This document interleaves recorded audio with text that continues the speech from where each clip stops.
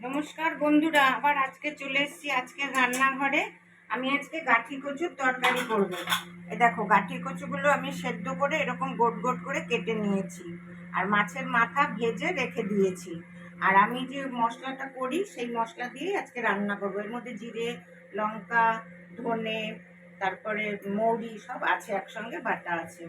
তাই তেল গরম হয়ে গেছে, একটা তেজপাতা দিয়ে দিচ্ছি, একটা শুকনো লঙ্কা, কিছুটা সাদা জিরে দিয়ে দিচ্ছি।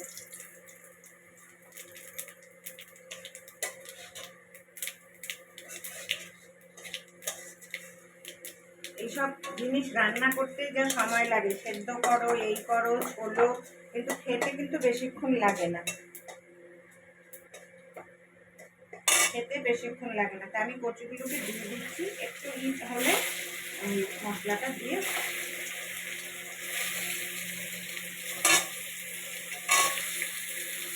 কটা কাঁচা লঙ্কা দিয়ে দিলাম।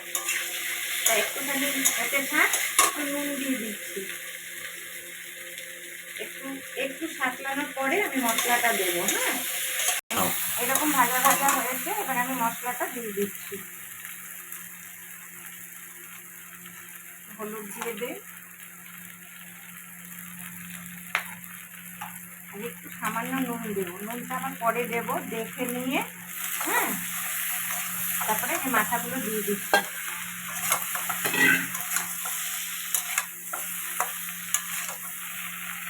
বাইরে বৃষ্টি কদিন ধরে, মানে মাসখানিকের মতন হতে চললো, বৃষ্টি হয়ে চলেছে। এবার জল দিয়ে দেবো। হ্যাঁ,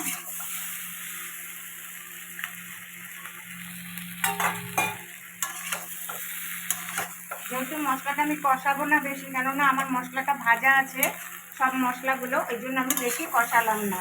এবার ঝোলটা দিয়ে দিলাম। ভালোই লাগে তরকারি, নিরামিষ খেতেও ভালো লাগে। এর মধ্যে যদি গন্ধরাজ লেবু হয় তাহলে তো কথাই নেই। তাহলে হতে থাকো, তোমরা দেখতে থাকো। দেখো বন্ধুরা, আমার তরকারিটা এই পর্যায়ে এসছে। হ্যাঁ, আমি কিন্তু একদম ভেঙে চুড়ে দেইনি, পুরো মিহি করে দেইনি, একটুখানি আধা ভাঙা করে দিয়েছি। এবার নামাবো।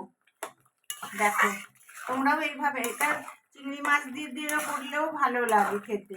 তা আমার মাছের মাথা ছিল বলে আমি আজকে এরমভাবে রান্না করলাম।